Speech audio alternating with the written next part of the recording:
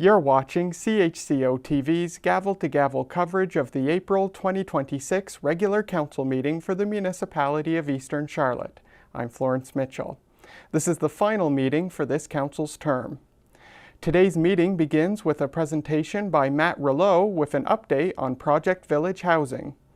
Under Old Business, Council will move to give Bylaw Z.2.7 an amendment to the Rural Plan for Blacks Harbour, and Bylaw EC06-A, a replacement bylaw respecting all-terrain vehicles on municipal roads, their third and final readings by title. Council will also discuss updates to the Code of Conduct bylaw. Under New Business, Council will make two motions to send letters of support. The first to the Minister of Agriculture in support of provincial veterinarians, and the second to the Minister of Seniors requesting an expansion to the Fundy Nursing Home. Council will also consider a Blacks Harbour Water Project Subcommittee and a New Brunswick Medical Fund Agreement. Additionally, Council will move to advertise the tender of 3 vehicles. Finally, Council will make motions regarding the Code of Conduct complaint launched against Mayor Craig. Now let's join Council at Macadavic Place in St. George.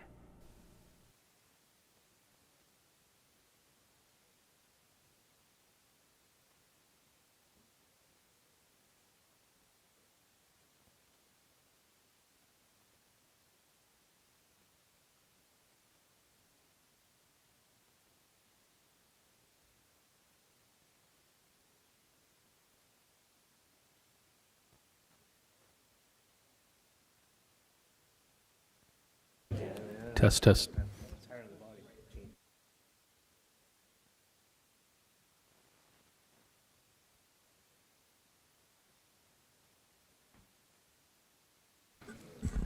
I will now call the meeting to order at 7 p.m. here at Macadavic Place, St. George. Is that too loud? Am I saying it too loud? Sounds like it's... You're half deaf, okay.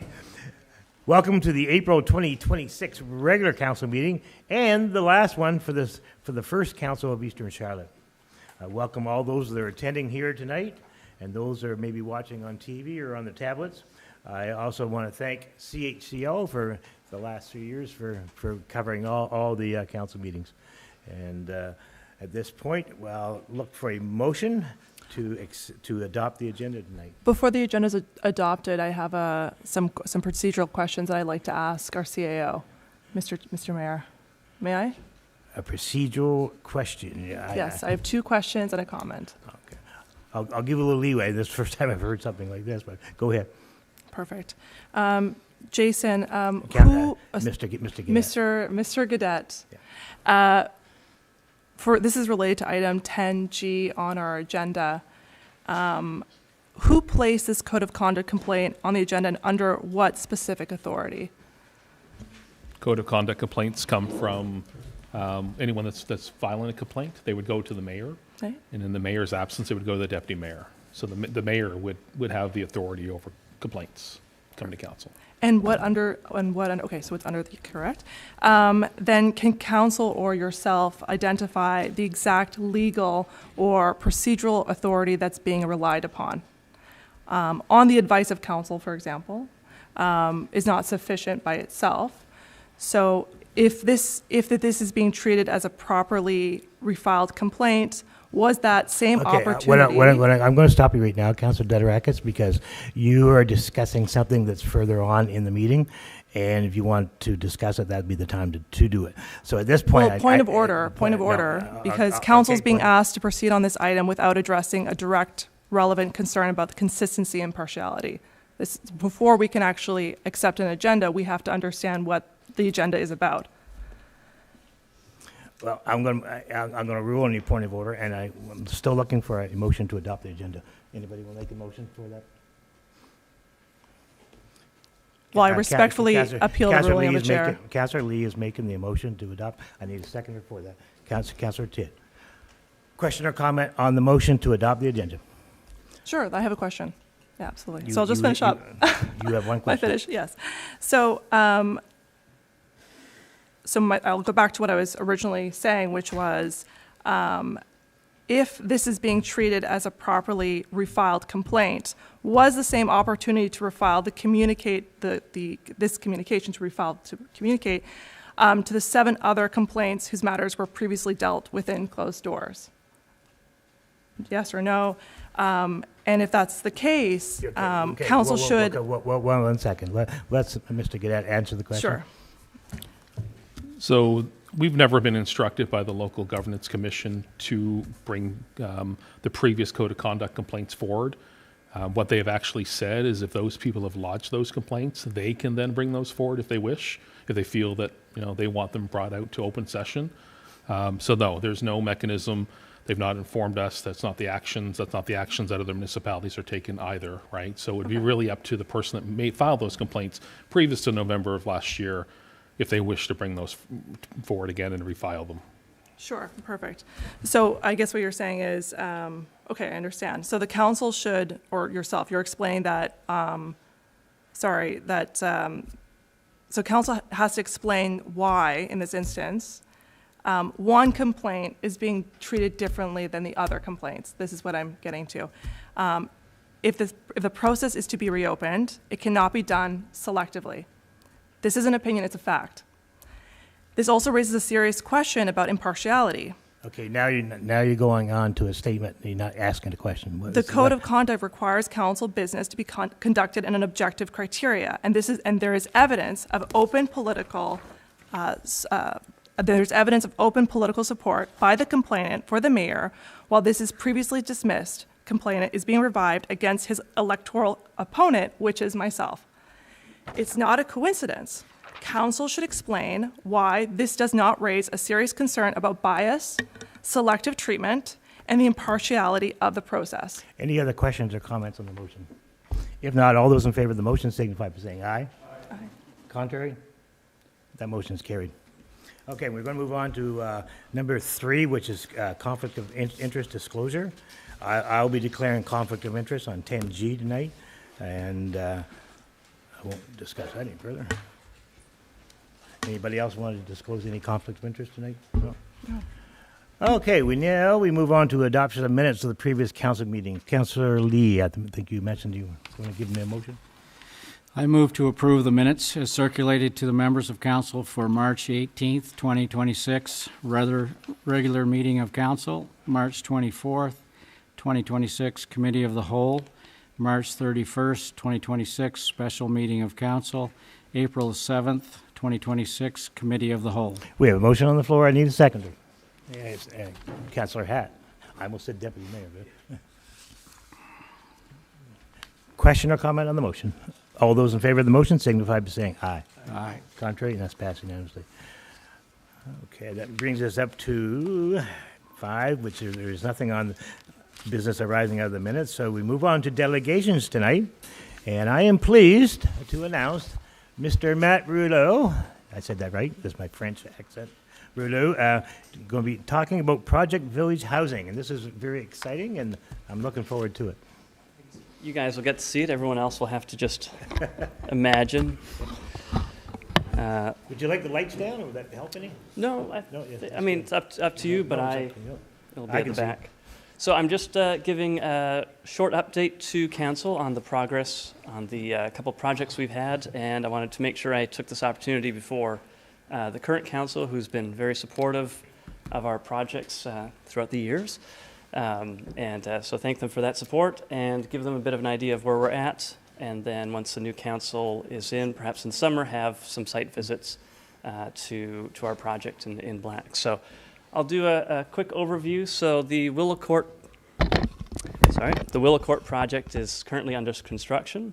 We had that one start in early January. And if you want to go to the next picture. So that's the rendering. That's sort of what it looked like about a year ago. And then just in the last couple months, we've been able to start getting the siding off the exterior, one more. And so now it's a slightly different color, getting ready for some of the exterior work. So exterior siding has been taken off. You can go to the next one. So that's what it looked like inside, all just sort of ready for a new life. Back to the studs. And then so far in the last couple, the last little bit, And this year, they've been able to go down. They've worked on the structural, get the new footings in, see the new beams there. And then they're doing the finicky part where all the walls are running this way and we're switching it this way. So they're cutting all the floor beams, putting the big LVLs up. So really in the next couple months, we'll be able to see the shape of the different apartments and suites take place. And we're all pretty excited to have some progress happening on at least one project. And so right now we're anticipating it's a fall occupancy. So we'll have, hopefully by the time the new council is in June, July, we'll have a firmer date on when that will be finished. So that's what's been happening at Willow Court. And the next one is, okay, so Lewis Connors. Before you go off Willow Yep. Court, how many units? That one's 12 units, 12 units. 8 one-bedroom units and 4 two-bedroom units. And the difference between the two projects is that Willow Court is not under rent geared to income program. What it is anyone that's under housing income limit, which I believe is around $60,000 a year, is eligible to live in the place. And sort of just the rents are at, we kept the rents as low as we could based on the break even. So that's what those 12 units will be for. And so any questions on Willow Court before I go to the next one? Yeah, Councilor. Great to see progress on that project, that's for sure. My one question was, do you have an idea of what, within a bracket of what the monthly rents are projected to be for like the 1 bedroom versus 2 bedrooms? If you can share any of that, or? Yeah, usually it's about a range, but there will be 5 of the 1 bedrooms will be quite low, about I think just around $500, and those will really be meant for. We'll give an opportunity to anyone on the wait list, working with the province, and then anyone else that needs a place that's more affordable. The other ones will be around $750. 2 bedrooms are still a little pricey right now. It's about $1,200, so which is a lot, but that's sort of the cost, and that'll be similar with Lewis Connors as well, just with the new construction. So that would be cheap perhaps in St. John, but it's that's where we're at right now. So once we get closer to, in the summer, we'll have a firmer idea on that, and that'll be on our website with some, the floor layouts. And so right now there's the contact info if people want to start letting us know that they might be interested or want to keep up to date. If they're interested, how do they do that? The info at PV Housing is the email, but projectvillage.ca is the website, and on there you can go to the housing spot and sign up, and then there's the emails on there as well. So I'm going to send that to Jason, and what I'll be doing, I was going to mention this at the end, but we've got a little blog section on it, and so every couple of weeks I'll be putting up some new pictures and showing the progress. So people will be able to sign up and keep track, sign up for a newsletter essentially, or get an idea of when we get notified when we have some updates on the project. So, Any other questions on council for the Your for the Worship, first I got a quick. Councilor, yeah. Your Worship, if you don't mind, can I address Mr. Gaudet? No. Oh, yes, please. When he sends that information, when Matt sends that information, can we put that out on our social media pages that we have so people have a way to make that contact? Yeah. And Matt, I want to say thank you. That's much needed. 12 units in our area, so thank you. Yeah, well, it's a start. So, I'll maybe put a little post up and send it to Jason so he can share it. Yeah, so with some nice pictures. So that one's underway. Lewis Connors, we've been sort of stuck in the queue with the feds for quite a while. And so on the financing side, we're finally moving through. You probably all saw the announcement that the province and Build Canada Homes had last month. And so what that means is we've been able to go in and start submitting our information to the portal. And because we've had the provincial commitment letter for a while, and now there's finally a federal component to it. So, I'd like to see this project, maybe the first one funded through BCH in the province, but we'll have to see.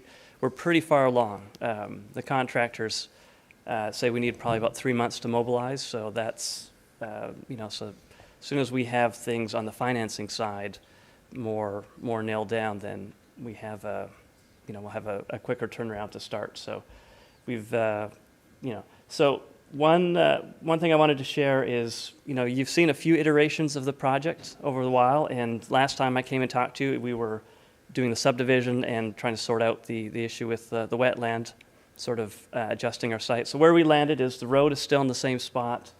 The building is now just one instead of two, which operationally I think will be a bit better for us. And so we're going to have one building, with parking lot in the front, and I've got a floor plan on the next one. Most of the floors are the same, but it'll have the 1 bedrooms in here. It'll have 4 or 5 accessible units. It will have an elevator, and then it will have some 2 bedrooms on the end. So this will look like a more traditional apartment building, but still sort of set back from the road and not too. How many units? How many units total? 29. 29. Yeah. Okay. So we lost 1 unit. We had 30 initially. Now we're at 29. But we're pretty happy with the design, and Iron Maple was able to work with our budget and give us something that works. So we've been pretty happy working with them on that. So yeah. So that's the layout. I have to get some renderings so that we get some nicer pictures. But, Yes. Yeah. So I'm still saying we're ready to start in 2026 on this one, and the goal with Build Canada Homes is that they're wanting to get 1,200 units out in the next couple of years. So this is exactly the kind of project that's ready to go. That is, we're arguing should be fast-tracked for funding. So, yeah, we'd love to have two projects going at the same time and have them done in this likely would be about a year of construction. So that would be next spring if we're able to start. Next spring, summer, if we're able to start by the summer, late summer. Exciting. I think, I know this is being built in Blacks Harbor, but this is going to be good for all of Eastern Charlotte, probably all for Charlotte County. Yeah, anyone's allowed to live there. Exactly. Yeah, That's right. even people from, Yeah, exactly. Gives some people that may be living in St. George an opportunity to go back home to Blacks Harbor as well. Yeah, too. exactly. Or people that might be looking for, a nice thing about having the elevator is it's a bit more accessible. Even if you don't need an accessible unit, you can be up on the 3rd floor. So, yeah. So anybody thinking about selling their home? And then, talk to a maybe a good realtor. time, maybe a good time And then to start talk to thinking. me. And Yeah. talk to Matt and get on the list. Yeah. So we'll communicate once we get to the point similar to Willow Court where we, actually starting construction, or we know when construction is starting, and then from there we can project when the buildings are done. Then we can start to say, like, here's the window when we're expecting it to be done. So good. So that was it. I'll send Jason something to forward to the rest of you if you want to sign up. Yeah. And I'll just stay check up to the date. council. Any questions? Or? Yeah. Okay, I'm going to cancel. May I? So aside from these 2 projects, are there any other projects that your organization is working on in Eastern, those are the only 2 projects in Eastern Charlotte, but outside of Eastern Charlotte, just for curiosity? No, those are the only 2 that PV Housing's working on at the moment. Yeah. So now that the province is rolling out this new funding program, I mean, there'll be more information, I think, coming in the next couple months. My understanding is that, it'll be largely based on need and trying to spread the money around the province. So, Well, there's a big need in our area for sure, so yeah. hopefully we get Yeah. some money in our area too. Yeah. Perfect, thank you. Councillor Hatt? 2 questions, I guess, Your Worship. One is, can you back to the road access site, Amy?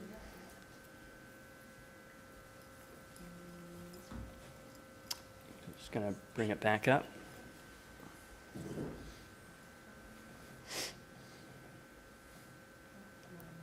Yeah. So I know at one time we had some discussions about still having access to the back properties if we ever wanted to do anything with them in future development, and I understand the land's pretty hilly in there, but you never know, right? So this design with the 1 building, it being square back to the I guess parallel to the main street that we'll be driving there, not the cul-de-sac road. That'll still give us access and road, everything. Yeah, and this is sort of the solution to still allow that. So you can see this part here is where, there's the turnaround there right now, but there's room to have that road still go through to the back. So Perfect. Yeah. And we're able to, they'll be cutting some of the curb there, but pretty much sticking with what was there right now. So just to maximize, the infrastructure that was already put in and not have to redo it. So. And I guess that's my second part of that first question is the road that we've put in there, the existing council of the village, obviously it's not blacktopped or anything yet because of construction. We don't ever blacktop until the construction's done in the area. How much of that curb sidewalk is going to have to be modified, and should we be as council looking at that roughly rendering now so we can understand how much modification that would have to be done? Yeah, I mean, that's a good question. The way we have it is that, I mean, we'll be removing some for the access, but Other than the access, everything here will be staying. I mean, we'll be surfacing the road, and then it stops, you know, about here already. So Yeah. this doesn't really exist yet. So we'll be adding some in. So, like as far as I know right now, we'll be able to reuse and then extend what's there. Okay. So I don't anticipate having to come back and say we need to rejig things. Yeah. So from shovel in the ground, I know I don't want to put you on the spot, like shovel in the ground, we get the okay. How long would we be looking at? Because eventually when it's built, ribbon cutting, people start moving in, we obviously want to have a paved road into that section, right? So like we need a little bit of heads up as council to start that planning to get that blacktop. I mean, it was stated back when we put the curb and sidewalk in as the Village of Blacks Harbor that when it got ready to the time in construction that we would blacktop that. But we will need a window on that to get that ready. So I would ask maybe in the next little while, you can work with Jason on, we should start getting some top prices on that and what that cost is going to be. So definitely coordinating that. So is one of the tricky things, and the GC company will be probably doing a lot of that. But I mean, so far on Willow Court, we've had it's been good communication with the Public Works Department and with Jason. So I anticipate it'll be sort of the same thing on this project. So definitely, I'm meeting with Iron Maple on tomorrow. So I'll definitely put that mention that to them so we keep it in mind. Because obviously we will want to try to apply for funding to cover new development and as even well. seasonal, trying to decide when that's actually going to happen. So My second question, Your Worship, for that is you asked that you're hoping it to be fast tracked into the federal level. My question is, would a letter from the council and mayor, would that help saying how this is a need in our community to help with that fast tracking? Sometimes they do. You can call it fancy lobbying, whatever you want to call it. Yeah. Well, I mean, for us, the fast tracking was more in terms of we're pretty far advanced, especially compared to other projects in the province. So, I don't get to see all the projects, but I think we're as close to being shovel ready as you can be. So that means it's a very quick turnaround. So that's the part that we're highlighting. So so far they've been the folks I'm dealing with at BCH are pretty responsive and quick to get back to us. So it's a new program, so there's still a lot of unknowns. But if we need help, then we know where to come ask. So BCH stands for what? Build Canada Homes. Build Canada. Good. So they're taking over the affordable housing programs from CMHC was doing it before. Beautiful. So. Well, thank you very much for coming in tonight. I appreciate it, and it's good news. Always great to have good news. Thank you. Yeah. Thank you very much. Thank you. I hope you're feeling better. That brings us to 7 department reports, and 7A is the general government report, and I'll go to Mr. Gadet, our CAO tonight. Thank you, Your Worship. The general government report for the month of March. Finance and HR, Teet Saunders Doyle will be on site in early April, which they have been, completing the financial audit for the 2025 year. We would like to see about a presentation of the audit for a special meeting at the end of April or the 1st of May. So I think this council might be looking to come back together once again just prior to the election. Typically, these audit reports are done within the same city mandate. So in new and bound council, not usually really something that's done. So we usually try to get those out as soon as possible. We have secured the lease for the upper floor of the post office and completing some minor work on the comms lines and lighting prior to the location of some staff, particularly the financial staff, in mid-May. Wastewater, we are finalizing the updated water operations license with the province for both St. George and Blacks Harbour. An engineered flushing program is scheduled for mid-April. Actually, it's scheduled for starting Thursday evening for Blacks Harbour and Beaver Harbour. So I think advisories have gone out to residents. Be flushing all the way through to Saturday evening. OnGlobe will be on site assisting and collecting data.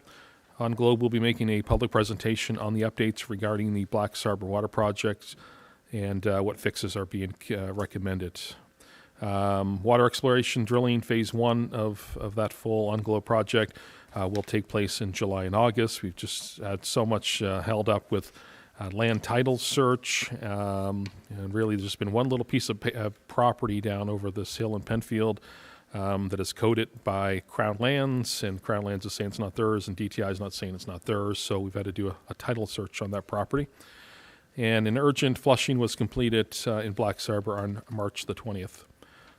Public Works info, spring tasks are taking place as we emerge from winter, such as scheduling street sweeping and line painting in addition to patchwork and pothole work. And one thing I'll say on that is just we're seeing prices, especially with the fuel cost, be quite a bit more compared to previous years. Public work foremen have received tablets for infield work in accessing infrastructure maps, the GIS, the mapping of the water and sewage.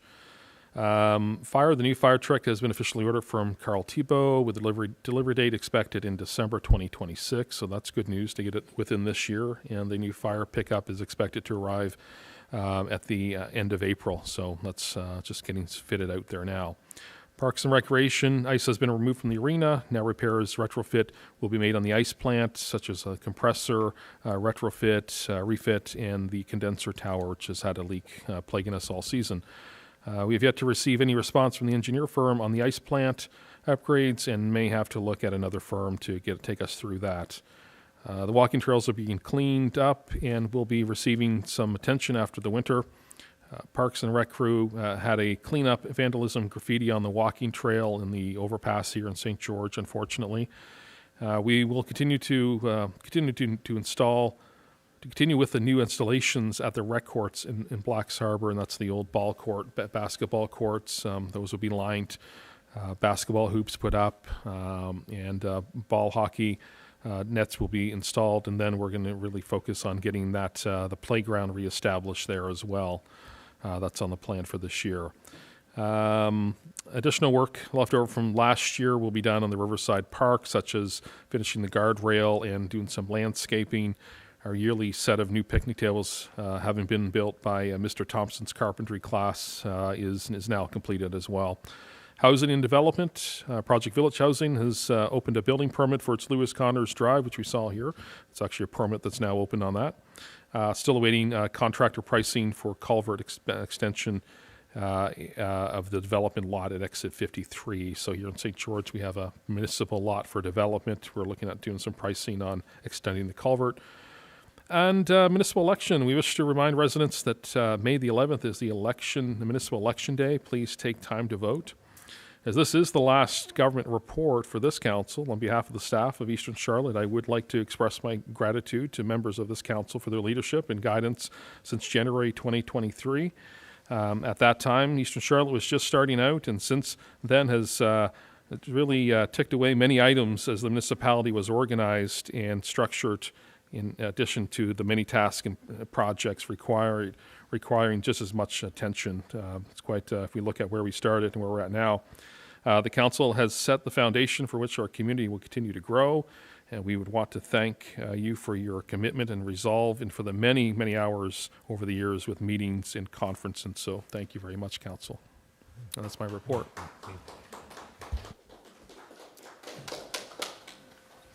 Thank you. That's a long report. Any questions? If not, no questions. We'll move ahead to. Sorry. I almost. The flushing, if you don't mind, Your Worship, I'd just like to maybe give some insight or a little more in depth. Maybe Jason could on the flushing and what type of flushing is going to be done in Blacks. It's not like our normal one, so the community is going to have to bear with us a little bit. It's a new engineered flushing plan, and that we know there is places when we flush hard that they lose a lot of water pressure, if not almost everything. So, Jason, if you wouldn't mind, maybe a little more in depth than that. Yes, that's correct. So this is an engineered flushing program. Previously, in Black Arbor, it was pretty much open some hydrants, move along to different sections of the village, keep them open until pretty much they clear up. So really, we weren't really thinking a whole lot about pressure in the lines, about how really water moves around and can sometimes get hidden in amongst things like fire hydrants and different lines. So OnGlow has taken a water modeling program as part of this ongoing water project for Black Arbor. They've modeled out Black Arbor. We can go to different hydrants under this plan and say for 23 minutes, this hydrant at this much pressure. They'll be there monitoring that. This is a program that we introduced in St. George in 2019. Much the same. St. George just open hydrants and just sort of let them go for an amount of time. So we don't want to waste water. I mean, at this day and age now, water is a very much a sacred commodity, and we don't want to waste water, don't want to have unnecessary flushing. But also, it's important to understand just how the water systems work and how water moves, different size pipes, areas that are under pressure. So this has all been really engineered out. So it's definitely a new way. And as you mentioned, Councillor Hatt, there's going to be some residents that will experience maybe a little bit longer loss of pressure. But in the end, this is a new way to do this and should be a little more efficient. And as we move things through, should hopefully get us into a better situation with the water. I'm sure there's some sections that, with flushing that we've done in the past just have not been flushed properly. So we're really welcoming this new method of doing things. Great. The other thing, Your Worship, is that there's valves that haven't been activated for 20 plus years. So I'm sure, I hope as a resident in there that everything goes smoothly, but we're also embarking on something that is a lot different, and there'll be a lot of different valves operated that haven't been operated in years. So it is going to be a little bit of a pain process, I'm sure, before this is done and completed, but it's a necessity to step forward, Your Worship. Great. Councillor Tidd. Just one other point on that. I believe the residents in Beaver Harbor are going to be included in that system, new flushing too, right? Correct. That's correct. Yeah. Good. I'm going to move ahead to the I'm sorry, you had your hand up. You're so quiet. Can we notify those special groups of houses that could experience low water or no water pressure at all separately from the general public down there? Really don't know at this point who's going to have the impacts. There may not be any. Really, at this point, we don't know. That's why we just put out the blanket advisory to both Blacks and St. George, or Blacks and Beaver, just to say, you're going to experience some loss of pressure, some discoloration. So once we know and we get all the data, we'll be able to find out. There should be some spots that pressure is really different. If anything, I think we're all going to learn a little something from this and just understand that system a lot better. Okay. Yeah. We should really stress that, though, that people go to the tap and they don't have any water at all. It will come back, hopefully. That's right. Councillor Hatt and myself are the first ones to get called down there. To Your Worship, Councillor Thompson, we do know the end of Deadman's Harbor Road is a spot where, Your Worship would know that that's a place when we do a normal flushing cycle that the pressures get really, really low. So that one is noted, and unfortunately, most of the residents know when we do that, this is what we end up with. But. Yeah. Mr. Cadet. Councillor Hatt's correct with that. Deadman's Harbor, Deadman's Road at the end of that line is just very small. One thing we're learning, even just going through the first scenarios on this, is that smaller flushing hydrants are in need. So we'll be introducing some new hydrants, diffusers. These are a lot of things that are going to really help that water system for years to come, and just a way that we do things. And the evolution of water systems both in St. George and Black Arbor is just, even in the time that I've been with the town of St. George and before, it's just really changed over the last 10 years. It's really interesting to see. Certainly it's a very important subject, water. But even the way that we do things with monitoring turbidity and doing lab checks is just, it's changed completely of how we do things 10 years ago. All right, we'll move ahead to 7B. And tonight is the reports of the Southwest New Brunswick Service Commission. And I go to Mr. Alex Henderson, who's here tonight. Thank you, Your Worship.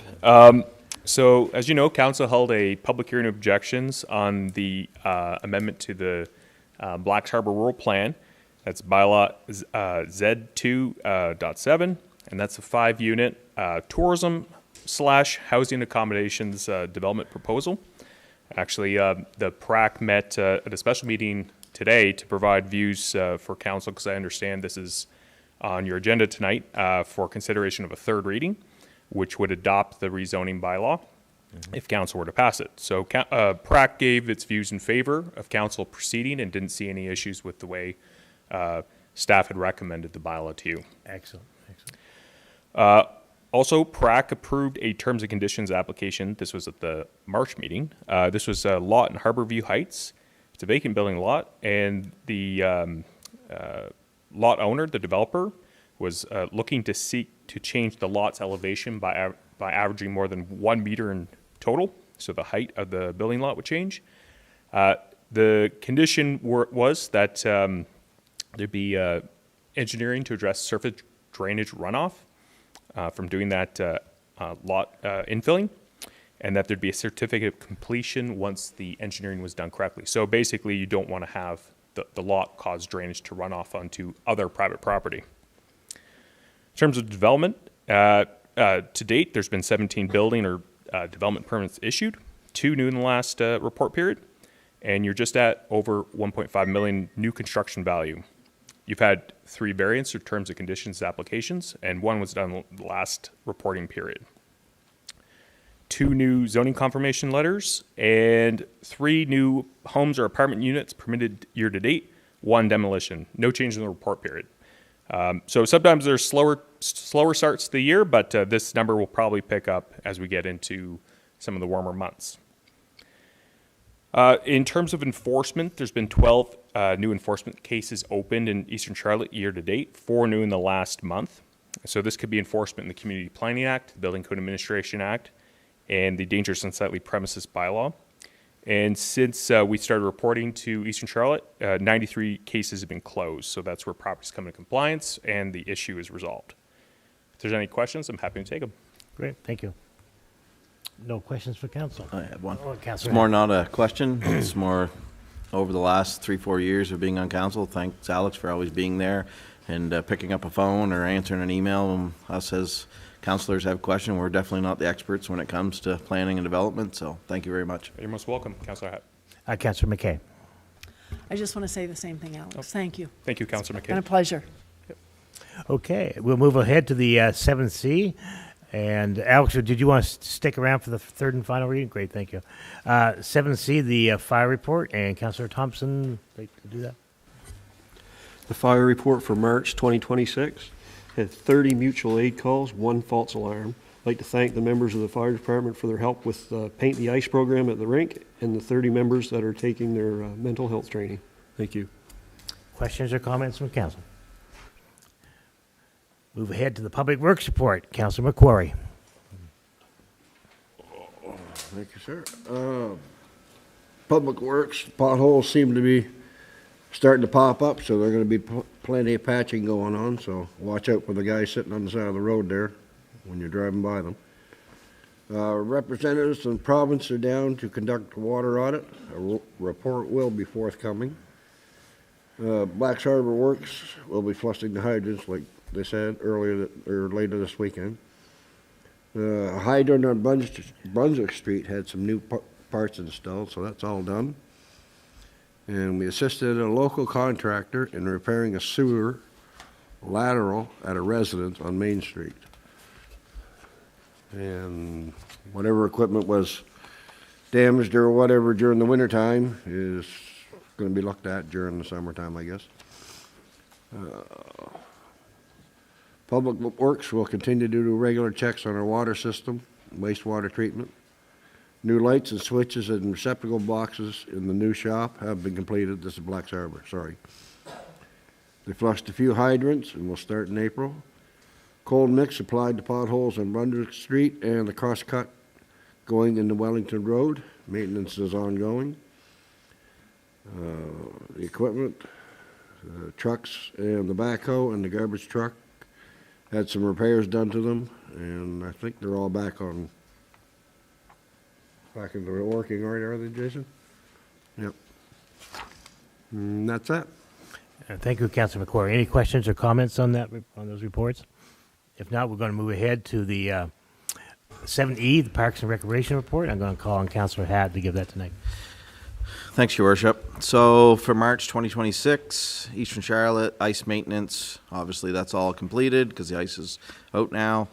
They've done all their regular maintenance and checks on the Zamboni and preventive maintenance. That was one big thing that, with the help of the CAO, was to start a preventive maintenance program down there instead of being, full reactive mode. So it's nice to see that noted in this report as well. Chemical checks, we're in for their monthly sampling for the cooling tower, reported their samples for the cooling tower to the province. Simcoe was there for shutdown of compressor number 1 for the March 2023. I think that's been delayed a little bit, has it not? Yeah. So the compressor is at its, once again, preventive maintenance time. That's required so we don't have a full failure. So it's a good thing to get done, and recommendations from Simcoe to do that. So the ice was took out successfully. They removed the center logo, washed it, folded it up, ready for the next season. As some people, just to pause on that, some people, some of them are now, we're ordering them every year to help with the guys quicker on putting it in, and obviously more economically and environmentally friendly is to reuse that stuff. So we have started ordering actual things that get froze in the ice instead of us having to take the time and painting them every year. So they're doing some board repairs, which will be an ongoing thing forever as long as there's an arena. Reached out to some designs on playground equipment for down at the Eastern Charlotte Recreation Complex. They're now waiting on a grant procurement. Windor was there to replace some doors and windows on the YMCA side of it to try to get them shored up. New Parks and Rec truck, he's got it questioned. Hopefully it'll be here in April, so that's I love seeing the question mark there. So they ordered a whole bunch of ice paint, and I want to thank myself, Drew, for taking this initiative on. It was something that we've seen in other communities, and we challenged him with that, and he took this on full-fledged, and it's noted in his report here. So they ordered some fun colors, and they hosted a night when everybody come down and painted the ice. He's also noted here, thank you to the volunteers at Eastern Charlotte Fire Rescue for helping this event. I'll pause there. I know myself, I was there at that event, and I want to say thank you guys for all the help and support that you guys did. It may have been our event, but you guys definitely ran it, and I appreciate that. We removed the few arena board advertisements, so if you're a local business and interested in having your ad on the boards, there's some spaces out there freed up now. It's great advertisement. And please reach out to the municipal office for any advisement opportunity. Canal Beach, we're from ice to thawing, now to hopefully sun and sand. Canal Beach will be periodic checks, the property and buildings, fall and winter to be completed, so everything looks good. They ordered a life ring. That was one of the things that were suggested, to have a life ring nearby for the beach. Clean up and adding topsoil and grass of areas are needed. So ball fields, they're way underway. We are looking at doing some possible drainage in Veterans Field again here. It's definitely a project that I'd like to see completed, but we also have ball season come up. So they're bringing in some topsoil and seeding the outfield and try to level the grass and get it all back to being healthy after last year's repairs. They're reaching out to local companies for them quotes and repair some fencing around the fields, which I know the CAO's touched on that before. Splash pad, they've done their checks on that. Riverside Park, checks them regularly. They've ordered a life ring for that area too, just because people swimming there. Playgrounds and checks in municipal are done often, and community gardens equipment was put away for the season, or must be, I would assume, getting it ready for the season, and periodic checks of the building. So, Your Worship, that it concludes Drew's report, but I do want to say it's been an honor as the Recreation Chair of Eastern Charlotte to work with Drew, and it's much needed help and leadership on developing something that we never had before in Eastern Charlotte, so. Great, thank you very much. Any questions? Sorry, Mr. Cadet. Thank you, Your Worship. Just to advise council there too with Parks and Recreation, Drew Barrios up at the internal transfer with staff to go and join the Parks and Recreation team. So that does leave start an opening within the St. George Public Works. But Drew's been here in St. George for so we have 2 Drews now in Parks and Recreation. So he's joining that team. So certainly it's a great team that's going to get some training and be ready to jump on the Zamboni come ice time. So Jamie's not changing his name to Drew. Oh, okay. Okay, no questions or comments on that. We'll move to other committee reports. Any other committee reports today? Councilor Dederack is your first. This committee report is not included in our agenda. It was given to us at our last week's age-friendly meeting, so I'll give a copy to Amy, Ms. Carter, I should say, after the meeting. So this is just an overview of events and actions that we've completed since January 2024. As you know, as the council is coming to an end, the committee will come to an end as well, pending that the next council is interested in continuing this, is interested in continuing the age-friendly mandate for years to come. So this is just an overview. So from January 24 to April 2026, the Eastern Charlotte Age-Friendly Committee undertook a wide range of activities to advance the age-friendly mandate and strengthen supports for older adults across the municipality. The following summary highlights key milestones, community engagement efforts, funded initiatives, outcomes achieved during this period. The committee held an inauguration meeting on January 15th, 2024, with participation from Brenda Lee from the Age-Friendly Committee of New Brunswick, making the formal launch of the Age-Friendly Community Application process. At the second meeting of February 7th, 2024, members established committee roles, discussed term of reference, confirmed next steps, and the finalized terms of reference were reviewed, amended, and formally approved on March 4th, 2024. Through 2024, this committee has prioritized community engagement to ensure seniors' voices were reflected in future planning. On May 2nd, 2024, the committee participated in the Seniors Expo at the Hub, which surveys were introduced to gather community input.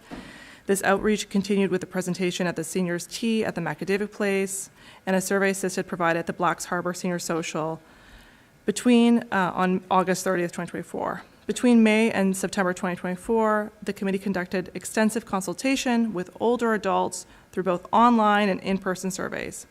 At the end of the survey period, over 300 citizens had responded.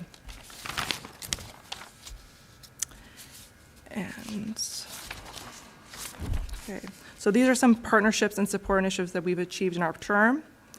One, ongoing support for a nonprofit group we're running behind, including help with action planning, development of needs assessment questionnaire, donation of a basket for raffle, and identification of training opportunities. Support for Donning Tours, a new transportation service based in New Brunswick, in St. George, through promotion and municipal sponsorship of Christmas shopping trips to St. John. Installation of public washroom signage on buildings and street locations to improve accessibility. Partnership with the Eastern Charlotte Fire and Rescue to design and fund an envelope for life and identify safety needs of seniors. Entry of age-friendly scarecrow for a local garden center contest. Publication and distribution of 2 committee newsletters, December 2025 and December 26, delivered through partnerships of the Eastern Charlotte Community Kitchen, Bonnie River and Second Falls Sewing Club, Harborview Seniors, and Granittown Seniors. We also sponsored a Christmas community dinner through the Eastern Charlotte Community Kitchen Group and engaged local Royal Canadian Army Cadet Unit 2531 to assist in serving the meal. We provided Christmas cards, candies, and newsletters to the guests.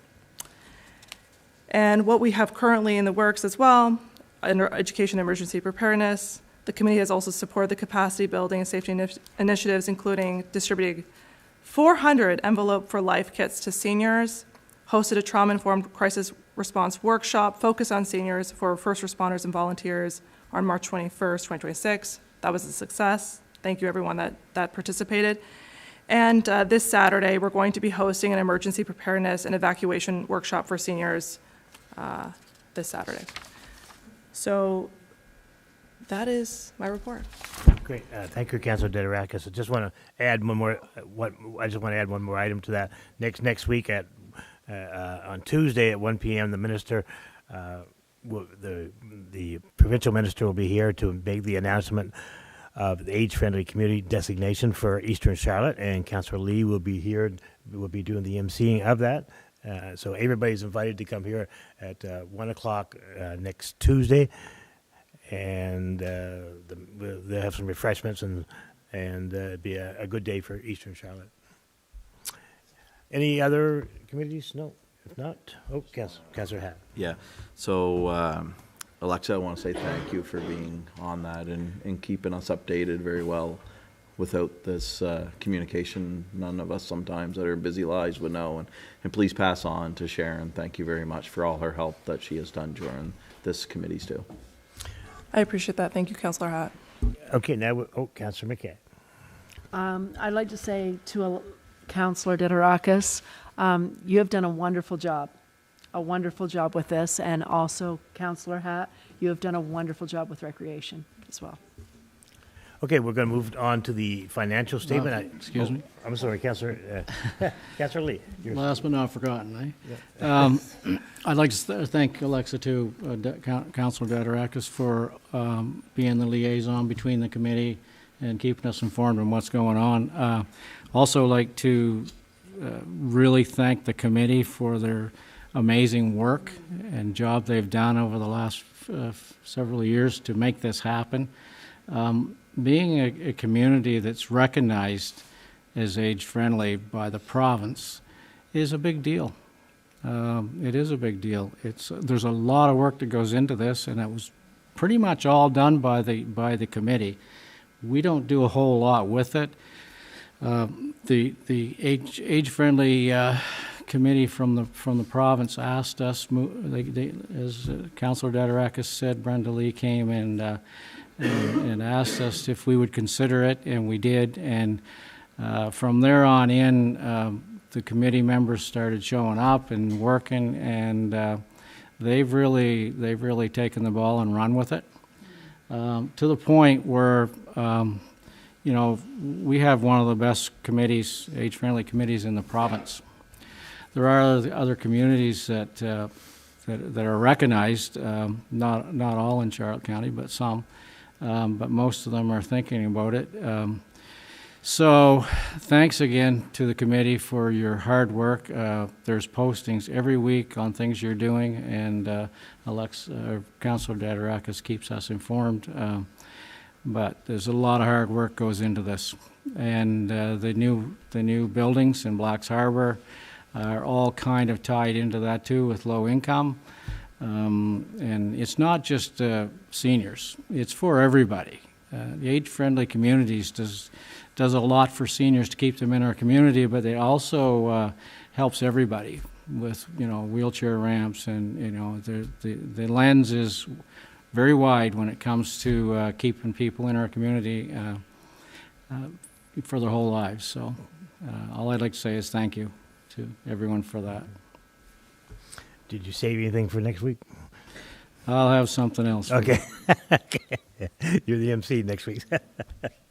Okay, at this point, Council, I need a motion to adopt the financial report for March 2026.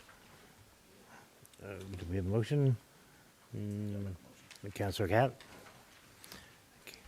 Councillor. Move to accept the financial report for March 2026. We have a motion on the floor. I need a seconder. Councillor Thompson, thank you very much. Question or comment on the motion? All those in favor of the motion signify by saying aye. Contrary, and that's passed unanimously. You guys are quiet in here tonight. Old business, 9A, bylaws number Z.2.7, an amendment to bylaw number Z.2, the Rural Plan for Blacks Harbor. This is the third and final reading by title only. Mr. Gadet, would you like to speak on this first? Thank you, Your Worship. So this would be third and final reading, enactment of bylaw Z.2.7, an amendment to the bylaw Z.2, the rural plan for Blacks Harbor. This regards to a rezoning for a parcel of land in Greenlaw Valley. And this was reviewed by PRAC, as Alex Henderson stated there tonight. and the PRAC is supporting this. So I'm not sure if anyone has any other questions, or with Alex there too, but so everything's moved ahead to be third and final reading. So we look forward to tonight.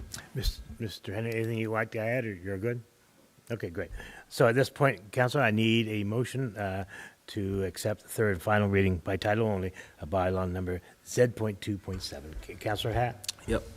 I move that council accept the third and final reading by title only of bylaw Z.2.7, an amendment to the bylaw Z.2 rural plan for Blacks Harbor. We have a motion on the floor. I need a seconder. Councilor Tidd? Question or comment on the motion? I have a comment, Your Worship. Yeah, go ahead, Councilor Hatt. I see in our package here, it said waiting on PRAC review, but we have a PRAC review in front of us that Alex already gave, right? So, That's correct, yeah. I do want to make a comment on that. I also want to say thank you to Sam Walsh for being the chair of the PRAC and helping us along the way here for all these amendments. All those in favor of the motion signify by saying aye. Contrary, and that's passed unanimously. I declare bylaw number Z.2.7 enacted. Okay, we'll go to 9B, bylaw number EC-06-A, a replacement bylaw respecting all-terrain vehicles on municipal roads for Eastern Charlotte. I'm going to go to Mr. Gadet to speak on this. Thank you, Your Worship. So yeah, EC-06.A, that's sort of held in right now our third and final reading. So we're still waiting to hear back from the province. They've sent this off to not only DTI, but their Justice and Public Safety, so we've yet to hear that at this point. So this is maybe one of those things that we may hear, maybe it could be by the end of this week. And if so, there could be something that when we do this auditor report special meeting that we could do a third and final reading on that bylaw. But as of right now, we're unable to do the third and final reading, just waiting on the province to give the blessing on that. Great. Okay, that moves us ahead to 9C, the Code of Conduct bylaw updates. Mr. Gadet. Yeah, thank you, Your Worship. So as mentioned previously with previous council meeting, we are working with our solicitor, our lawyer, just on reviewing the Code of Conduct bylaw, how it deals with the November review by the Local Governance Commission. So we will, with the new council coming in, that will be something that will be updated under them. Fortunately, can't really push a first and second and third reading through. So we're drafting something now just to make sure that it works with the Local Governance Act as well. So that's that amendment is still on draft. Okay, we'll move ahead to 10, which is... Worship, are we allowed to ask a comment? Or? Sure, yeah, go ahead. So I do see in around some comments and questions on social media and in the public around the Code of Conduct and the first 3 years, how come it wasn't done to the way that it's done today? And, I took some time to reflect on that, and this council has never done them wrong in our eyes at that time. That came from a policy, I should say, policy, bylaw that we have, that was given to us by the transition leader of one of the first policies and bylaws to establish Eastern Charlotte's municipality with. So until 2.5, 3 years running along through that, we have a bylaw today that told us how to handle that, and then it came out 2.5, 3 years later that apparently they're not right. But they were all drafted and given to us to start out these municipalities. So, I mean, not just here, I see a lot of places, being hard on the councils on how they handled them. But really, to be honest, a lot of them were handling them to black and white that was in a policy or bylaw that they were given to start out with. So, it needs to be fixed. I agree how it's done and how it's wrote needs to change, but I also want to give some contrast into how a lot of municipalities, not just here, got into the spot that became a big post that they weren't doing it right. It's because most of them were giving a letter that's signed, and it was one of our first bylaws to operate under to start this municipality, and we were following that bylaw. So today, when we read this later again, we are following a bylaw that we're deviating from that, and now we've got to amend because regulations or interpretations have changed to that. So I just wanted to give some contrast on that, it's not always just because somebody messed up. It's what we had for black and white. So thanks, Your Worship. Yeah, I'll just add to that. When amalgamation happened, all our rules and regulations, the procedural bylaw, as an example, how we run our meeting tonight, that was all set up by the province of New Brunswick, and that was handed to us, and this is what we had to go by. So sometimes people get upset how these meetings are run, but that was what was given to us by the province, and that's what we had to, until those rules are changed, we have to continue the same way. Okay, 10 is the new business, and 10A, oh, I'm sorry, Councilor McKenna. I just have a question about the bylaw itself. So I notice it says all councillors shall. Does this apply to the mayor as well? The account for councillors and mayor? Okay, thank you. Okay, we're going to go ahead with 10, which is new business. 10A is request of letter of support for the provincial veterinarians. What is council's wishes here tonight? Councillor Lee, I see you pushed the button. You got the floor. I move that council approve the letter of support for provincial veterinarians to be sent to the Minister of Agriculture on behalf of Eastern Charlotte. We have a motion on the floor. I would need a seconder to move this. Councillor McKay is okay. Now we go to question or comment on this motion. Councillor Hatt, you're first. This is the letter that was drafted and sent out for us for review. Okay. Councillor Lee. I just want to add something to that. I mean, you've seen the posts, and a lot of people are upset about it. This is not just about somebody who has a horse in their backyard. Okay, if you've done your research, you will see that the lab is also going. There's a lot of things that happen in that veterinary lab in Fredericton that are not just about large animals. They do a lot of vaccines. When you see the DNR people flying over throwing vaccines out for raccoons and stuff for rabies and all that, that's all done up there, and many more things. And I would like to add that this whole thing was just said, well, we'll scrap it.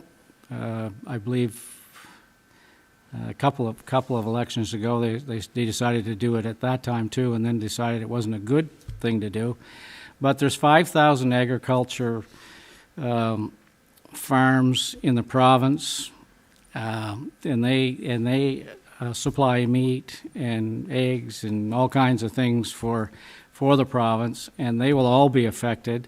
And anyone that has large animals, and that would be, cows, beef cows, dairy cows, pork, will now have no veterinary service. So, if they're going to get the service, they're going to hire their own veterinarians. There's nothing in place to replace this. I listened to the minister one day on the news, and he said, "Oh, we're already working with people." The veterinarians that handle small animals are not on board with this. They don't want to work on horses and cows. It's a specific group of people in the province that do that. And so that's not going to happen overnight. And this is going to cost the province a lot of money. It doesn't cost the province a lot of money right now, because I know from being a horse owner for many, many years and many horses, that I paid through the nose for every time a provincial vet came to help me out, and a lot of money, and so did everybody else. The cost to them, the province, is peanuts. And why they decided to take this out with all the stuff that goes, along with it is really a surprise to me. So I'm very much against it, I'm sure that if you look around, you'll all know somebody who's going to be affected by this, and it will cost the province in the end. Probably more, it will cost the people of the province more than what it costs the province right now to administer this program. So anyway, I won't ramble on about this all night, but I just I wanted to add a few things to what's going on with that. So thank you. Thank you, Councillor Lee. Any other questions or comments? All those in favor of the motion signify by saying aye. Contrary, and that's passed unanimously. 10B is a request for a letter of support from the municipality towards an expansion to the Fundy Nursing Home. What is council's wishes on this? We make the motion. Okay, Councilor Hatt, you have the floor. I move that council approve the letter of support be sent from the municipality to the minister, Lynn Chantal Boudreau, requesting an expansion to the Fundy Nursing Home in Blacks Harbor. We have a motion on the floor. I'll second it. I'll We second need a it. second there, Councilor Yeah. Dedorakis. Question or comment on the motion? All those in favor of the motion signify by saying aye. Contrary, and that's passed unanimously. Okay. 10C, the Blacks Harbor Water Project Subcommittee appointments to committee. I'm going to go to Mr. Gadet on this. Thank you, Your Worship. It's just an update with council. The Blacks Harbor Water Project Subcommittee. We were hoping to have a slate of applicants. However, we only received 3. Deadline was March the 30th, and a call for application will be reissued. And the committee will be approved by the incoming council. So we'll be tabling that. That will be relative old business for the next council. So.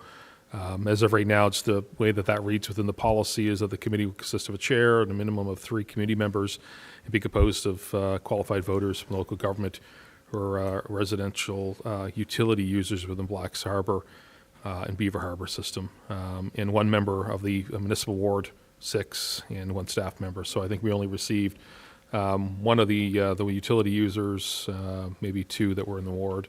That was it. So we just didn't really have enough. So that will be tabled to the next council to formally accept that committee. Great, thank you.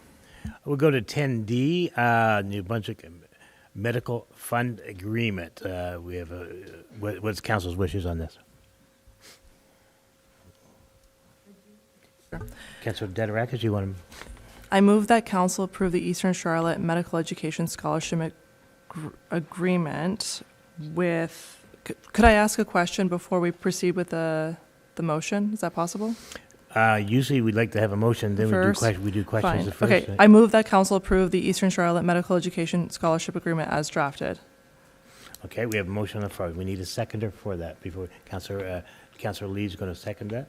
Question or comment on the motion? So my Councilor question Dedorakis, you're it was, first. so my concern was I wanted to ensure that the contract is clearly stated that in the event that the student breaks the contract, then they would be required to pay us back the amount that we put on the table.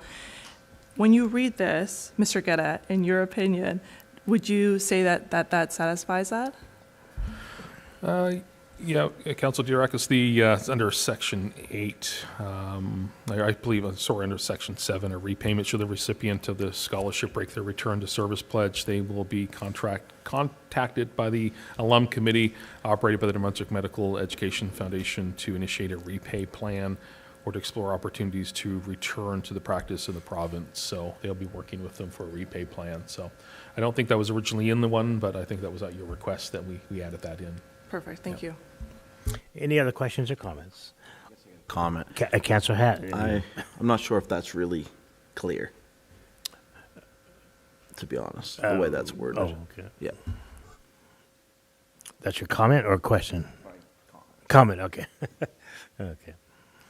Okay, any other questions or comments? Pardon me? All those in favor of the motion signify by saying aye. Contrary, and that's passed unanimously, I guess. Okay, 10E, which is the surplus assets. I'm going to go to Mr. Gadet first. Thank you, Your Worship. So yes, this was the just with some of the vehicles that we had. We had 2 trucks and a van. And back in November last year, we did a motion of council to declare those surplus. We did set some minimum bids with those vehicles. Like, for example, the 2014 250 was set at a minimum bid of $4,000, and the van was set at a minimum bid of $2,000, and then the 2007 Ford was put at a minimum bid of $4,000. So with the van and the 250, as of right now, the bids that we had received for the van was $500, and for the Ford 250 was to $2,500. So what we'd be just looking for is just a council just to either, if they wish to accept those, we'd have to lower those bids down to, as I'm saying here, is just the suggestion is to put the surplus minimum bid of $1. That way there we can accept those two bids, and that way there on the other truck, when we bid for that truck as well, it'll be highest bid wins. And all these bids are announced on the on our website, so people want to come in, put some bids in, come in and actually see the sort of somewhat of an auction, but the tendering of those vehicles go to the highest bidder. So that's what we'll be looking for tonight. If not, we'll just have to put those trucks back out for tendering until we get the minimum bid.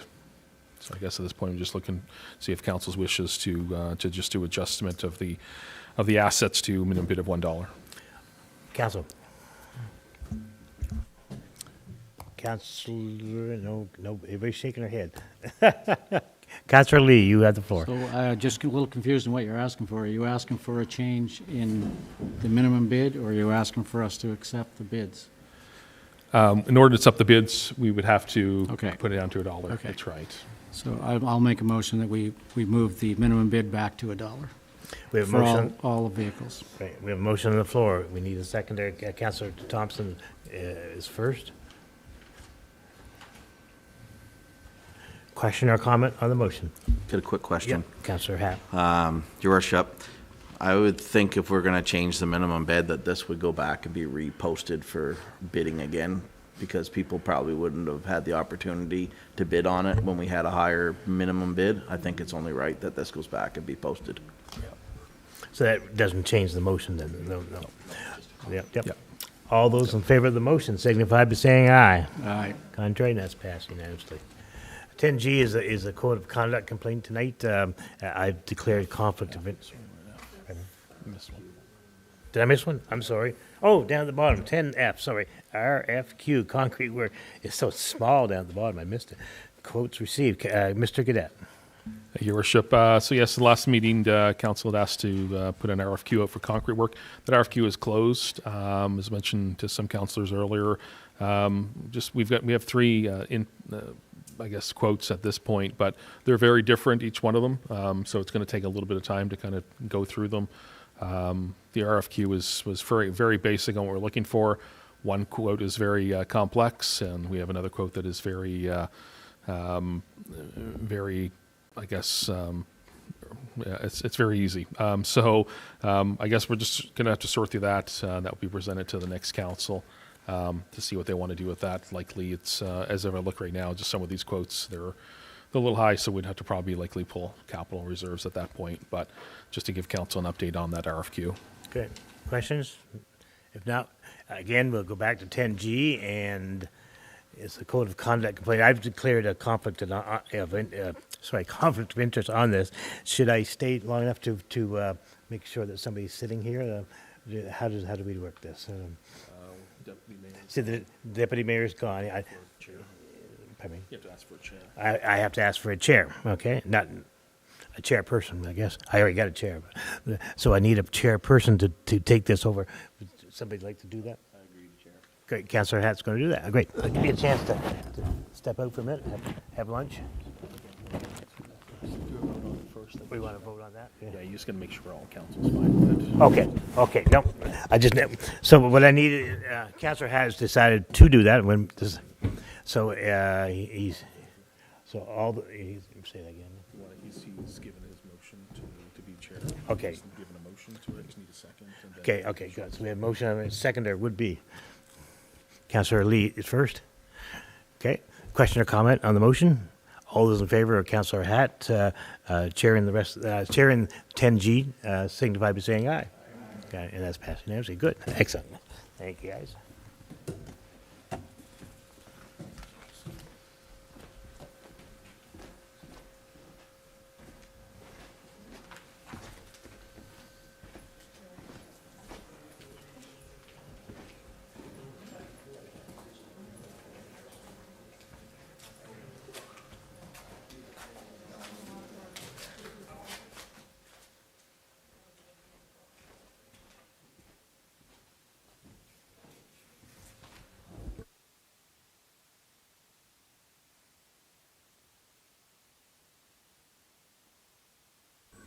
So council, I just want to verify that everybody received one of these and that the back was stamped confidential, that as in you broke the seal of it, that it wasn't open before.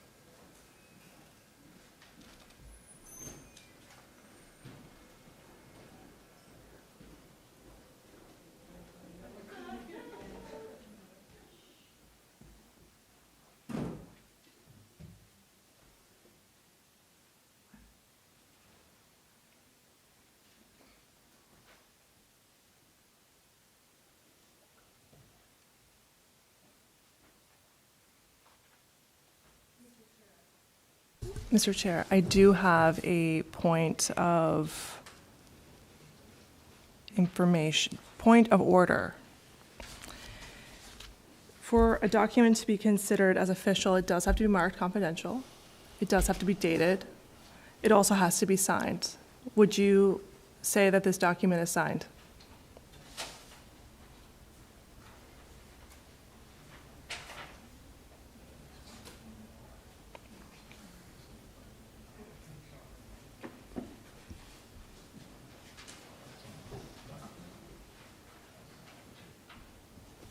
I'll go further, actually. So the document before us does not meet EC Bylaw 4B, and I do not see a sufficient procedure basis for proceeding.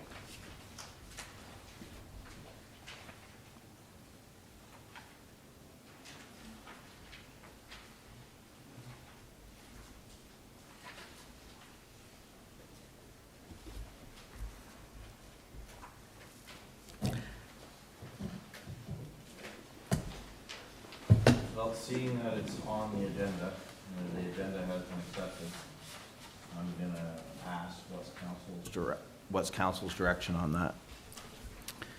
Terry Lee? Terry has. I move to dismiss the Code of Conduct complaint CCC-2026-03 because council has already dealt with this complaint back in December of 2024. I've heard a motion on the floor. Is there a seconder? Seconder by Lisa. I'm going to step out of the room, if that's okay. Then if council's, may I? Is this the proper procedure? So I'll step out of the room. I'm not sure on how that works. Allowed? Yeah, okay.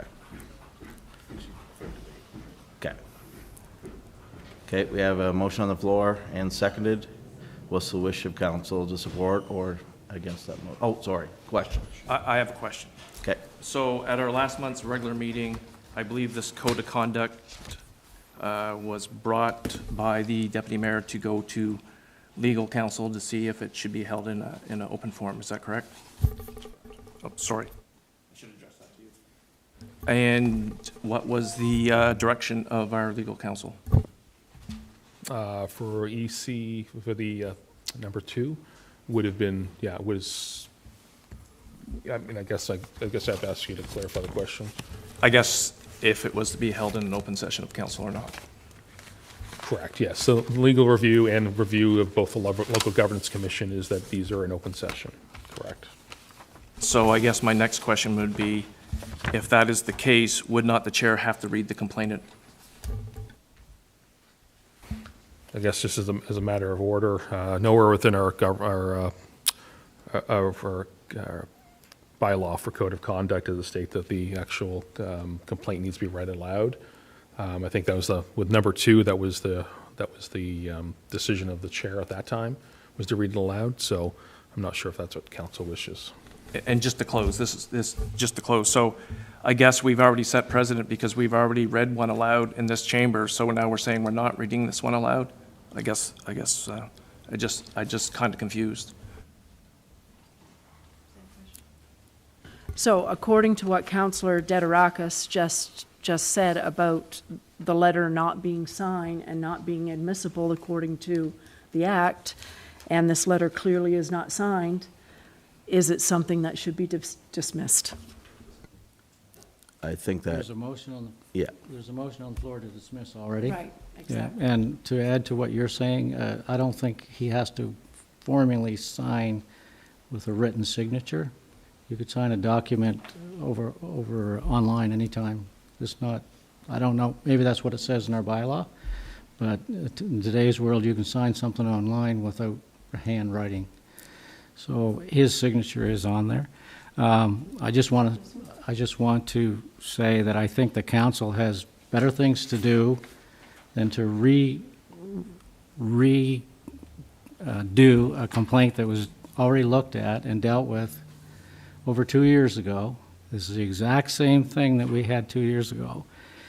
And you know, the timing, I have to agree, a month before election, seems to me that somebody is trying to use council for political gains, and I think this needs to be dismissed. If there's a brand-new code of conduct complaint against any of the councillors, then we would have a different outcome as far as I'm concerned. is there any other comments on that motion that's on the? I probably shouldn't comment again, but my thing is, all along with the code of conduct complaint, as long as I've been on council, is that they all should be sent for legal review. Okay. Well, right now, sure, I'll allow the second time speaking on the motion. I just have a question. So when did we come on council? 23. This complaint is for 2022, Yeah. before anybody was even on council. So that is my complaint here. Yep. So is there any other than the double comments that we allowed, anybody else that wants to speak on this motion? I'll ask that we vote in the normal manner. All those in support of Councillor Lee's motion, say aye. Aye. All those against? Okay. Motion carried.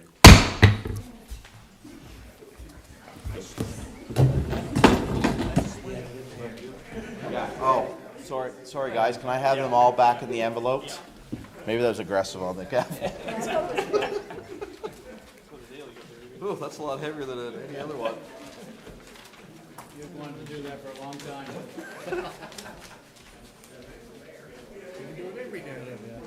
Yeah. Yeah, you can see.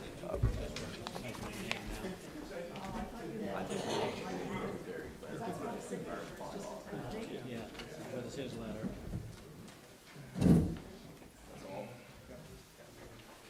The lawyers. There was no issue. I know. Of course, yes. Half of my signature Where it is, sorry. online, I just thought. I'm sorry. That's the envelope. Gone through. I do, parcels. Do I have to make a motion to let the mayor back in or anything? or-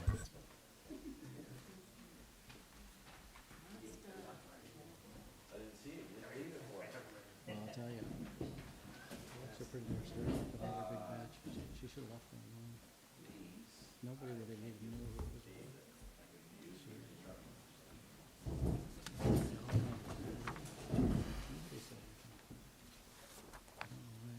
None of my business.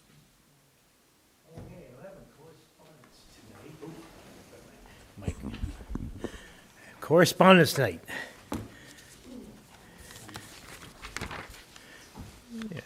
To the town of St. George, I am writing on behalf of the 12 volunteers staffing our local library, and on behalf of the residents of St. George and area who do not know that we have a library. We acknowledge and appreciate the years of support the town has given to the library and its volunteers. We believe signage will help promote awareness and usage of the library. Ideally, a sign would need to be seen from Main Street, example of the corner of Gilmore and Clinch. We are submitting a sample of a sign with costs, which could be done by Kodiak printers who have done the other town signs using the same color format. We thank you in advance for your consideration. We look forward to your response. Respectfully, Rosalind Allen. Council, is there anything you'd like to do with that tonight? Councilor Hatt. I move that the letter from Rosalind Allen, St. George Library, be referred to the Finance Committee for review and recommendation at our next committee meeting. We have a motion on the floor. I need a second, Councilor Thompson. I can never see it, I see his hand. Motion, we have a motion on the floor. Any questions or comments? Councilor Lee, you're first. I was just curious as to where the sign would go. I guess at this point, that's not really part of the motion. The motion is just to send it to committee, so you're kind of getting into the weeds of it. Okay, so at this point, it's just sending it to the Finance Committee. Is that correct, Councilor? Committee, Finance Committee and Committee of Whole of Council. I'll amend that. Yeah, so now he just sent it along. So any other questions or comments sending this off to committee? If not, all those in favor of sending it off to committee signify by saying aye. Contrary, and that's passed unanimously. That brings us to 12, where we're moving along here pretty fast. Public presentation and appearances. This is members of the public shall be entitled to address council for 5 minutes. She's going to bring 5 minutes up on the board there with no debate from council on matters of municipal jurisdiction. I ask that you begin by giving your name and civic address for the record. And also, during this time, I have to, which I always say, I cannot tolerate or allow anybody to make accusations against anybody on any subject that works for Eastern Charlotte, any member of council, or anybody else for that matter. If that happens, I have to stop you, and you'll be escorted out of the building. So, going once, going. Oh, we got movement. The gentleman with the cane got there first. JD Hooper from 1 Hillside Drive, Blacks Harbor. Yeah. I'd like to start off by saying thank you to the council, Jason Gaudette and our mayor. You guys have done an amazing job. Thank you, and I understand the struggles of the positions you guys are in. Those of you who know me know that we are a very opinionated family, and we have stood for Blacks Harbor for many years, and I continue to plan on staying for Blacks Harbor. And I would like to make a couple observations that we've had. The past few months, this room has been pretty empty for the meetings, and I see that it's slowly starting to grow. My issues are that, and I'd like to thank council-elects, I should say, to show up today, but there are many that have not been to a council meeting in quite a while, and I think there's a huge issue with that because there's many issues in our municipality. And talking about our elects, I encourage them to also know their positions and what they're running for. I see, not to put anybody on the spot again, but not even just in our municipality, but many around us, there is councillors that don't have a clue of what their actual jobs are, and they're going to bat for a provincial government that is sadly letting us down tremendously. And I request that all of our councillors take a step back for a minute and really learn your role. That's the biggest thing around here is we're a municipality, we're not the provincial government. Know your role in that. We all have a lane, we have to stay in it. Thank you. Well, thank you very much. And you come from a background, your grandfather was the longest serving mayor of Blacks Harbor, Mr. Ken Hooper. So, no, it's great to have you here. Now, your grandfather would be proud of you. Okay, anybody else? There was one person moved out. Oh, right there, Karen.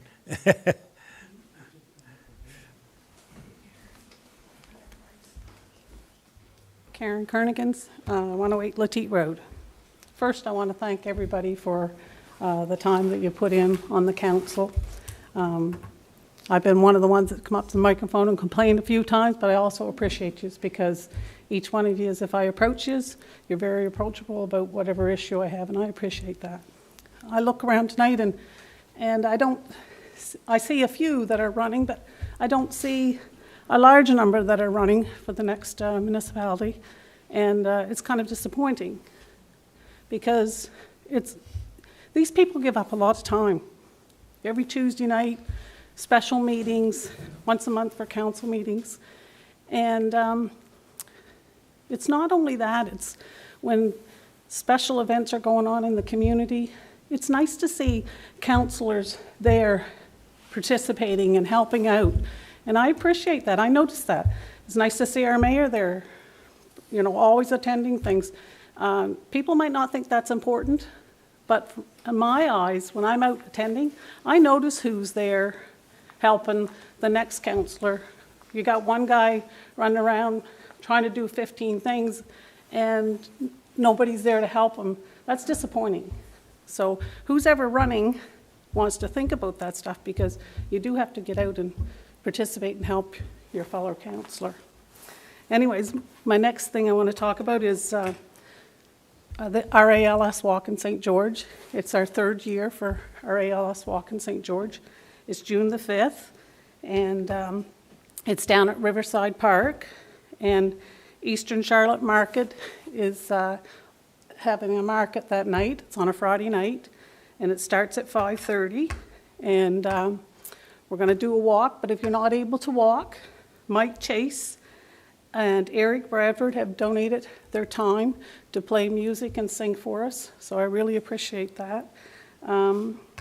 Eric Bradford's just a high school student, you know, giving up his time, so that's very nice of him. And also, Fundy Shores Council plans to attend this walk.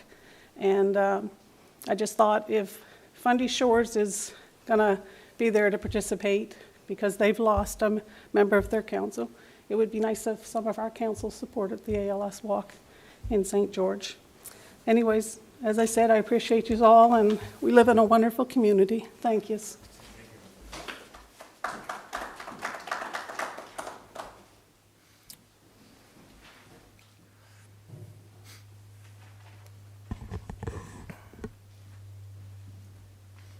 Hi, good evening. Joan Craig. I'm from 105 McKay, Penfield. Number one thing I want to say is thank you for you guys. I know you have families, you have jobs, and you're here all the time. I want to say thank you. I'm really happy that you're putting in support for the veterinarians. I have animals, and I'm really pleased that you're doing that. I don't think people realize how important those folks are when you have animals. So anyway, thank you. All right. It was great to have another Craig in the house.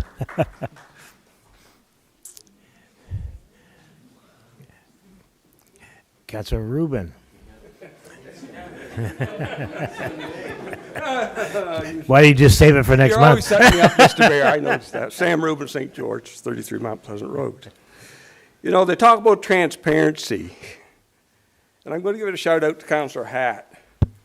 If it wasn't for him, the arena and the money that was collected, saved, grants, you know, contributions, the council, you know, that building has been saved.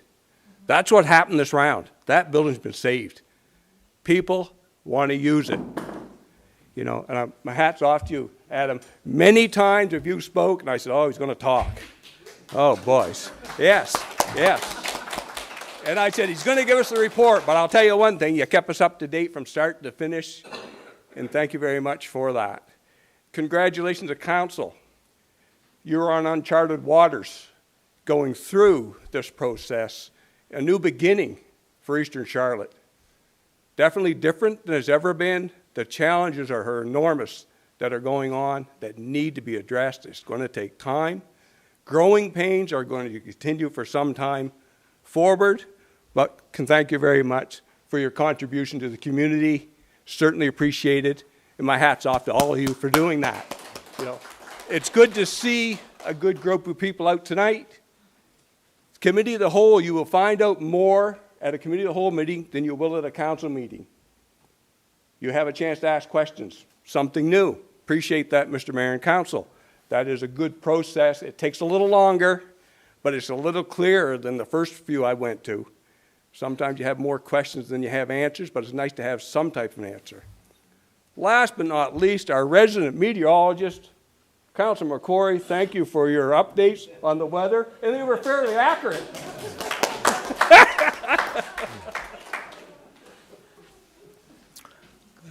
You coming back next month, Councilor Rubin? Yeah, okay, thank you.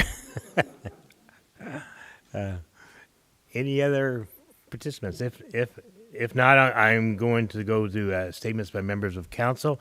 At this point, I'm going to ask council to please keep your statements short, and I'm going to give you an example. This is from the deputy mayor tonight. Mr. Mayor, could you pass along my regrets on missing tonight's meeting? It has been a privilege and an honor to have served with you all this past term. I truly have learned a lot. Thank you, David Hatt, deputy mayor. So there's an example of your final statements. I'm going to go to Councilor Dadarakis to my left, the far left, and you want to go first. I won't be that short, because this is our final council meeting together, and I want to make it very special. Thank you, everyone, for showing up. This is actually probably one of the biggest crowds that we've had since, I think, a couple of years ago when people were very upset about their property taxes. Do you remember that? And water as well. So thank you for showing up. And Mr. Hooper, you did touch on something. We need to have more engagement from the community and hear back from the people that actually live here. And what better place to do that than coming to these meetings and coming to the Committee of Whole meetings. I noticed you'll be coming to the Committee of Whole meetings, and I think that's awesome. So, usually a typical term is about 4 years. We've had the privilege of serving almost together for 5 years. So it's been a long journey. Councilor Hatt, you know about this. The mayor knows about this as well. And with the amalgamation, there was challenges, but as Mr. Gaudette likes to say, the dust is somewhat settling now. So hopefully we can move forward in a clear, concise direction. I want to thank all of the staff for providing us with guidance and keeping the ship afloat. We each have our own leadership ways that we lead, I should say, and you've been all very patient with us. And I guess I'll finish off with saying, I like to think that I have set the bar higher in terms of leadership, communication, and just a willingness to listen and engage with residents. And I hope that everyone here and everyone that's watching on CHCO, engaging about small town politics, doesn't just ask for more from the representatives, but demands more. Because after all, you live here and this is your community and you're paying for it. We have a lot to celebrate here in Eastern Charlotte. There's always a good excuse to celebrate, whether it's for a birthday, a new baby, or just one of the small victories that our community might make that makes life meaningful. But those moments should also remind us that there's always more work to do. I often think of it at the end of the workday. You clock in, you take a breath, and you know you have to get up and do it all again in the morning. This is what communities do. We celebrate one another, our friends, our family, our neighbors, and we cannot lose sight of our neighbors who might be wanting a glass of water to go with that slice of cake, okay? For all the good we've already have here, we cannot forget the greater good, serving one another, working together, and making each day a little better than the day before. It's been a pleasure serving Eastern Charlotte, and I'm not going away. So thank you. Councilor Thompson. I'd like to thank Councilor, CAO, and her mayor, and her staff. This is a good group of people. We've worked really hard. There's been a lot of learning going on here, a lot. You get educated every day. Somebody throws you a piece of paper and you've got to sit down for a couple hours and pick through it and find the good, the bad, and the ugly of what you can and can't do and how you're going to get around things. Thank you. Councilor Hatt. Well, Your Worship, I won't be short, I can guarantee you that.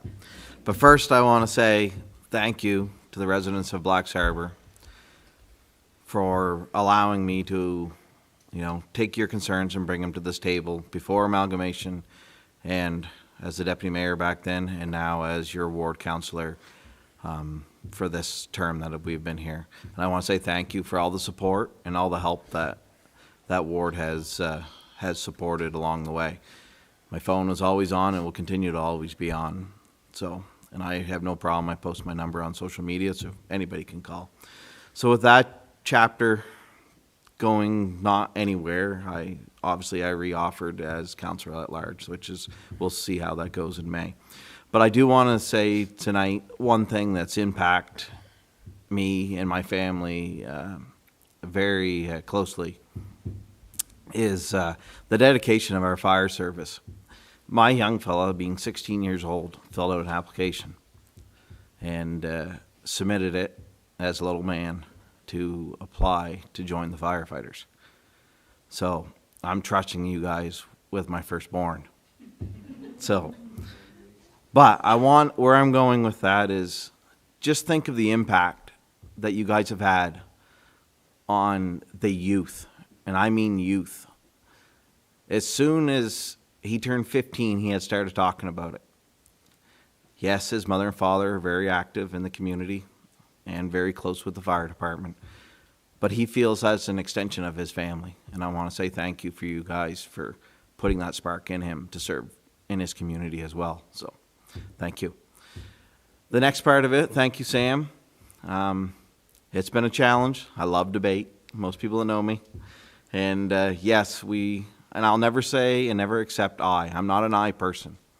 When this first started at the previous council of the Village of Blacks Harbor, we put in motion of how we were going to go forward and how we were going to be different. And I get some people are very upset because they think I just fight for the arena and water in Blacks Harbor. Well, that's not true. But I do want to make sure everybody understands there's never an I. You're never going to see a campaign from me saying I will do this, I will do that, because I will do nothing. What we will do is we will work as a team.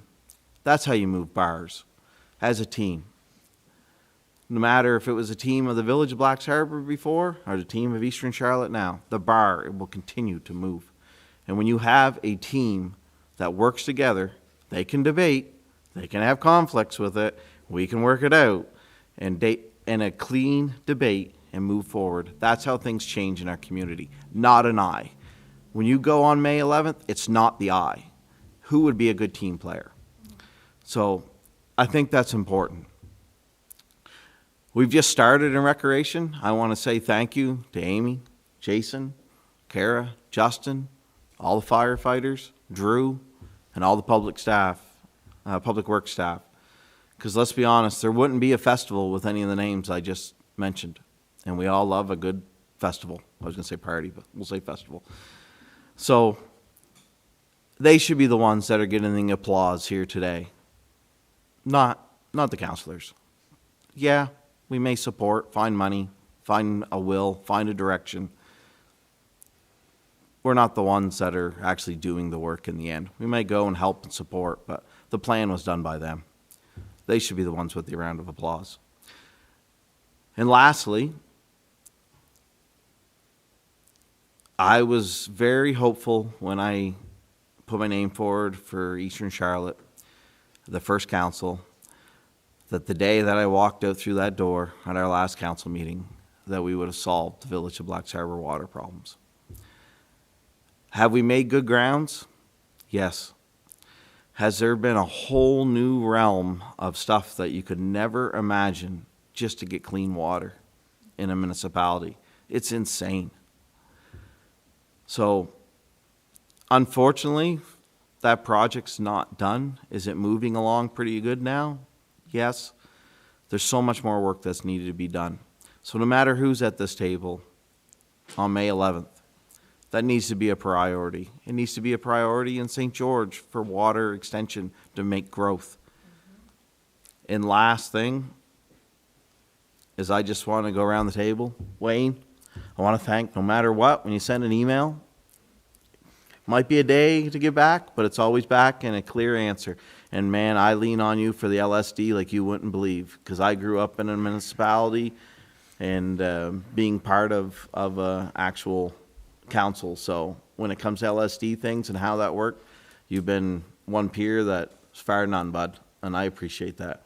Terry, same thing. LSDs, need anything to do with fire, anything to do with health, medical and stuff, guaranteed to go to if I need help. and trying to get some education.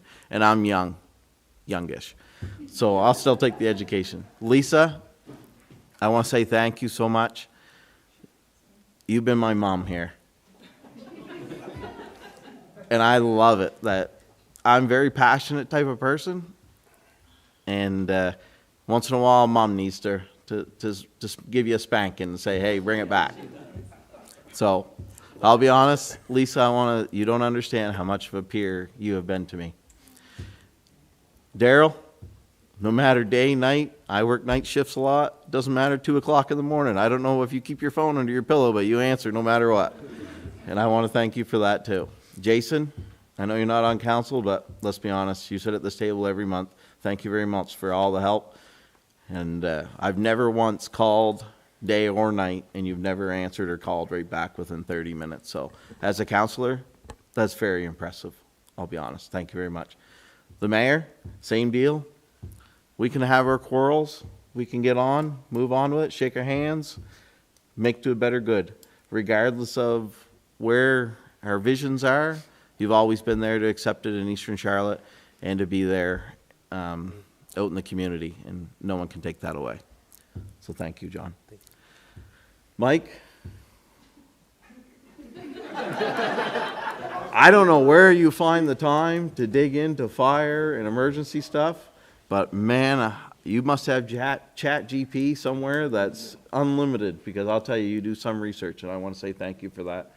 I've been part of and around the fire with these guys, and yeah, I might understand how maybe the department works financially and whatnot, but what you need and looking forward, you've done an amazing job on that. Thank you. And Alexa, you came from a spot of another municipality, and I'm telling you, you've been a great help on understanding the visions, especially when it comes to recreation and family events in St. George. And no matter what, same deal, reach out. You've been there to answer yes, no, this doesn't work, this is why it doesn't work. You know what? When you come into something like this, I always use the analogy, it's like Christopher Columbus coming to the first shoreline. Where do we start? Because that's what this was. And I want to say thank you for that help along the way. And I want to say thank you to all the residents in Eastern Charlotte. Sorry, Mayor, this wasn't quick, but thank you guys. And I appreciate a full room every time. Thank you.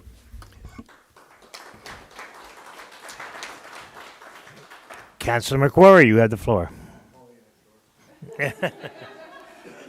You know how much I like speaking. Let's see. 3 years ago, they dumped this on us. See, I don't speak well. I use words that I ain't supposed to. It's been challenging. These guys have helped a lot, believe me. I didn't know half of the stuff I know now. People outside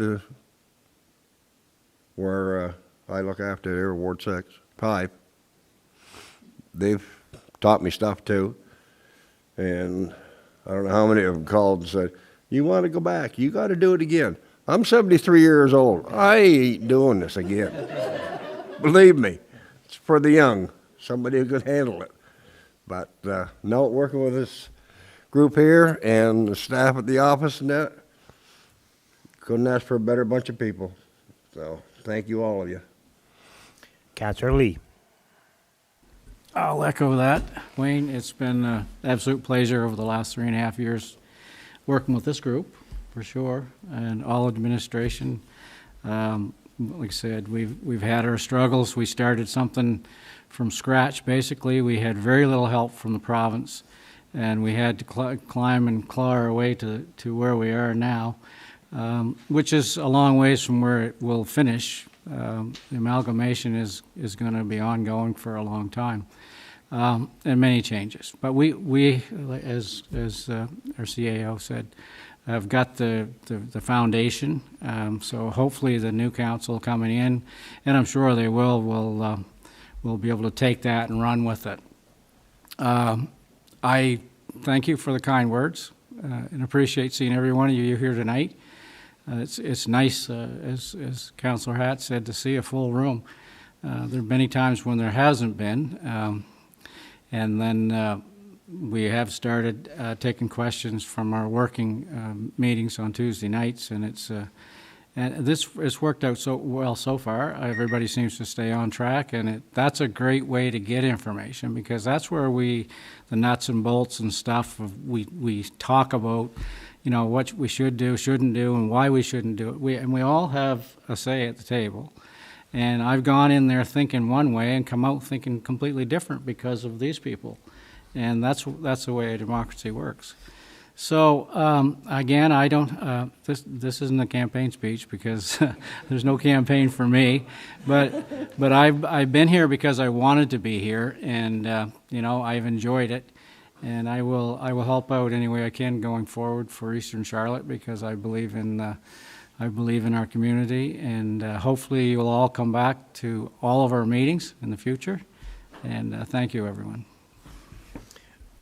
Councillor Lee can thank me. You've been getting a lot of phone calls lately, and everywhere I go, people said, "Can I get why is Councillor Lee not running?" Yeah, I said, here's his phone number.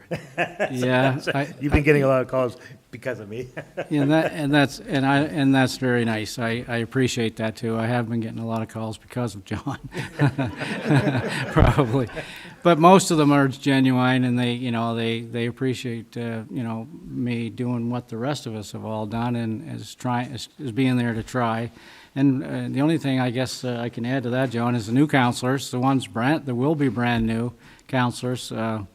Don't go into this thinking you're going to be going to 2 meetings a month and forgetting about it. I went from Bonnie River to the Ford dealership, and I don't want any comments about that. But last week I had 6 messages on the way. So it's a 7-day-a-week. Because when we're dealing with things, even though we work at it at meetings, we're all trying to rationalize what we're dealing with at the meetings, because you can do some work, but you can't do it all in 2 hours in one night. So you have to talk through the week, and it's 7 days. So be prepared. Okay? Thanks. Councillor McKay. It's great to see you all here tonight. Like Councillor Lee said, it's been some pretty quiet council meetings over the last 3 years. So I just want to say, well, Sam, congratulations. I will say that. I'm glad. I am so glad you're going to be representing St. George.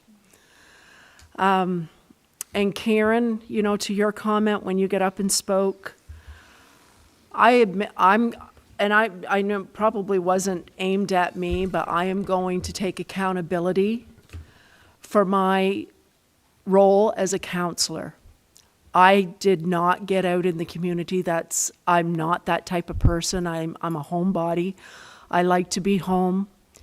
And I would come to the meetings. Even that was hard for me, because I like to be home.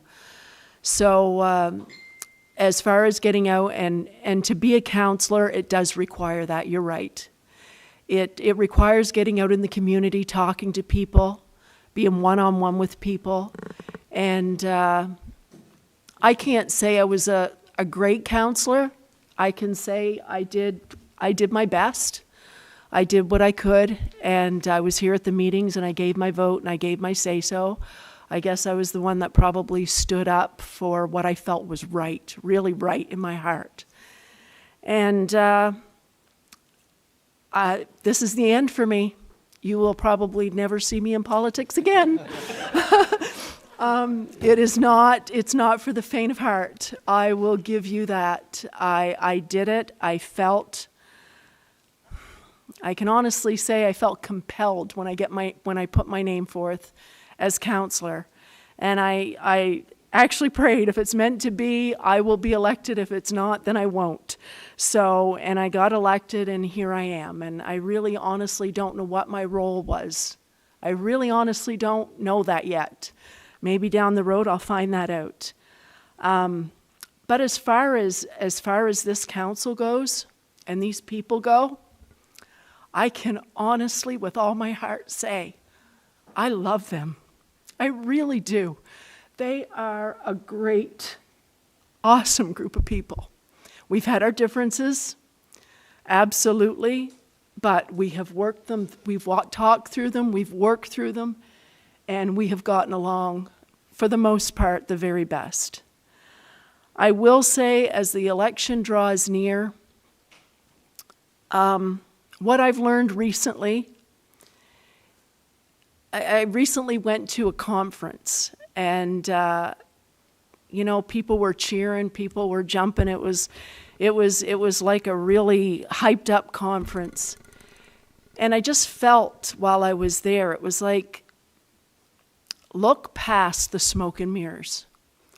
Read between the lines and see what's really going on. And when I did that, I saw things that just did not add up, did not line up, and I was very disillusioned by that conference. So what I would say, not just in politics, but in everything in life, whether it's, or religious or the law enforcement, whatever, look past the smoke and mirrors, because people will only show you what they want you to see. You really have to know somebody. You really have to see who they are and see their heart. And going forward, I just ask that as the election draws near, you really, really look at the people you're voting for. And you get to know what they stand for and what they mean. So anyway, I just want to thank this council for being part of my life for the past, I don't know, how many years has it been? 3, 4, 5, however many years. And I hope we don't lose this. I really hope we can get together again at times, and I wish I could do what Adam did and say something, and I probably could, but I won't take up any more time. So thank you so much, everybody, for your support, and thank you for council for the last wonderful years of my life.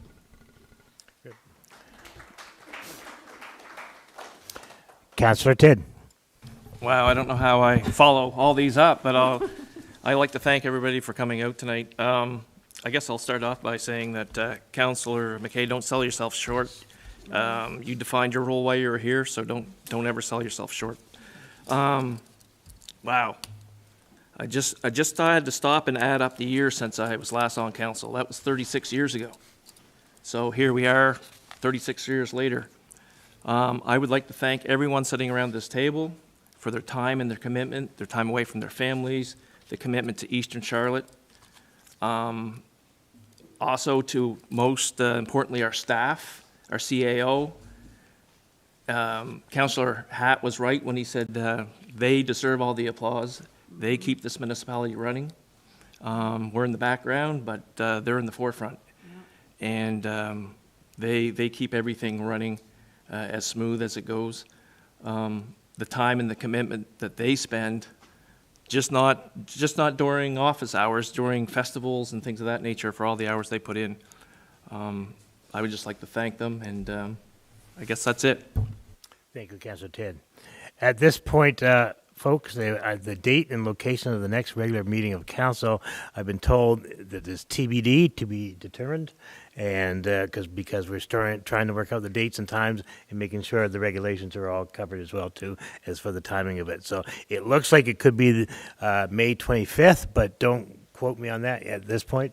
We're still working out the final date on that. So at this moment, council, I need a motion for adjournment. Councillor Tidd, thank you.